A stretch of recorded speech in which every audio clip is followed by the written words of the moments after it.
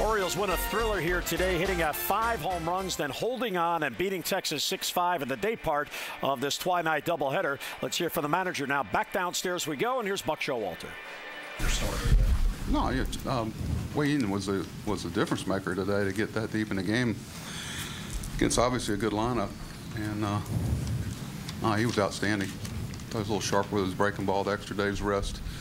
Seemed like I had a little bit more finish on his fastball, but he was a difference maker for us today. I won't be forgotten. What's the stuff he was carrying? History. Pardon? The stuff he was carrying, was that some of the best stuff you'd seen out of him? 7 2/3. We're still learning about him. That was, I probably considering the competition and the need. It certainly seemed pretty crisp for us. First time in AL history, teams opened the game with 3 straight homers. That's obviously the way you'd love to start and maybe set the tone for the rest of the day. Well, I knew, I've known Colby for a long time. I knew it was just a matter of time where he settled in and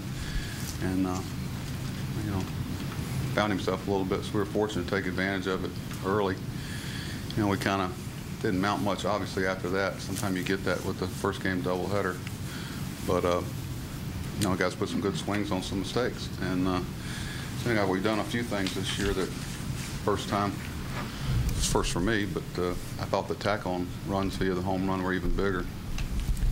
But in the last 4 games, 3 of the games have featured stuff that hasn't happened in forever. Is that a little odd? What did I miss the third one? Well, you had the home runs, Chris, and what was the third? And then you had the 4 home runs with Hamilton. Mm-hmm. Notice how quickly I tried to forget that part of it? Several things today. You have Colby's the first pitcher in history to go 10 strikeouts and 5 home runs in the same game. Just a lot of strange stuff. Yeah, I'm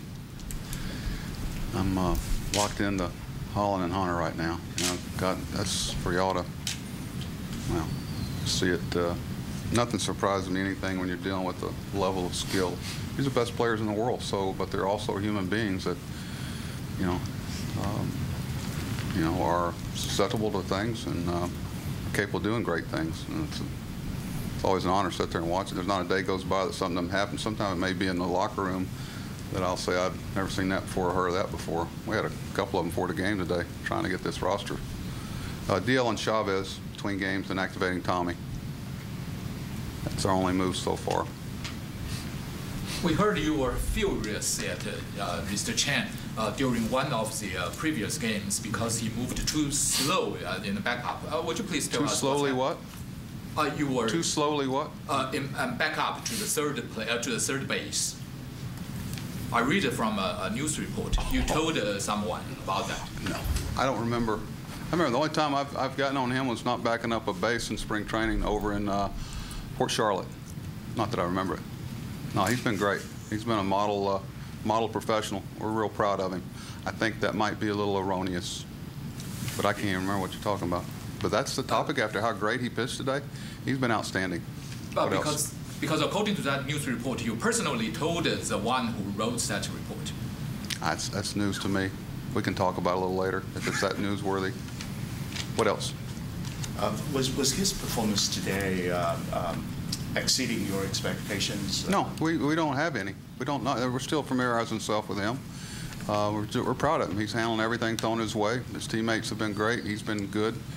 A lot of things that challenge young pitchers. And keep in mind, this guy's 26. He's not 32, having pitched in Japan or Taiwan for a long time. I mean, he's still learning some things, and he's got a great look in his eye. He's very coachable and very professional, and we're proud of him.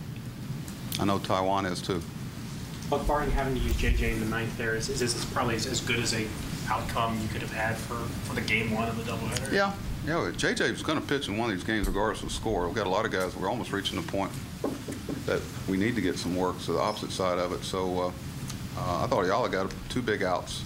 You know, he got an error at third base and the other one. They actually scored out a base hit. Is that right? The ground ball to third base? Yeah. Beltre's almost got a broken leg. But that's okay. What else? Did you tell him anything particular before the game? No. Things that no, we don't do it. He's got enough on his mind. I told him to go out and pitch real well. No, I didn't tell him anything. He's got it. Did I tell you anything? No. Well, Doug, one last thing. I mean, does it tell you anything about him that he watched the Rangers score 24 runs? I thought about that too. I thought about. I wonder if no, you got to look at it kind of like you're playing with house money. Everybody expects you to be challenged by those type of lineups, and Tommy will too here shortly. But what are you going to do? Are you going to pull the dirt in around, or are you going to compete? And he competed. I think the thing I was most proud of, other than his pitching effort, was Robert Andino being on second base on an infield pop-up. Those are things that allow me to sleep at night. Not that anybody cares. Okay. Thank you.